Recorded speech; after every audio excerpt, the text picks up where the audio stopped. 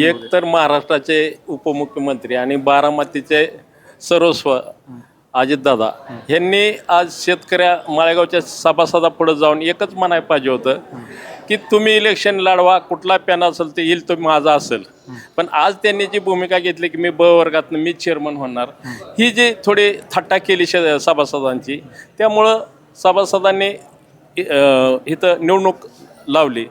आज दादांनी जे हे केलंय ते सर्वात मोठी आम्ही म्हणतो चूक आहे. इथं दादांनी हे जे केलं काय मुद्दे काय होते? मुद्दे म्हणजे एक आहे की आज सभासद आपलाच आहे, बारामतीचा आहे, उद्या त्यांचाच हे दराची ही परिस्थिती. पहिले 2 वर्ष दर कमी द्यायचा आणि परत इलेक्शन आले की दर जास्त द्यायचा, ही वस्तुस्थिती आहे. आज शेजारी कारखान्याकडे बघितलं 3100 रुपये सुरुवातीचा दर, आमचा माळेगावचा दर 2800 रुपये. त्यामुळे तिथील जे 20-20 वर्षाचे गेटकेन धारक आहे ऊस माळेगावला देणारा, त्यांनी ती सगळे प्लॉट बंद केले. त्यामुळं माळेगावचं क्रेशिंग आहे ना 1.5 ते 2 लाखांनी कमी झालं. तिथं फटका इतका बसला आम्हाला, 400 ते 500 रुपयाचा फटका आहे तिथं.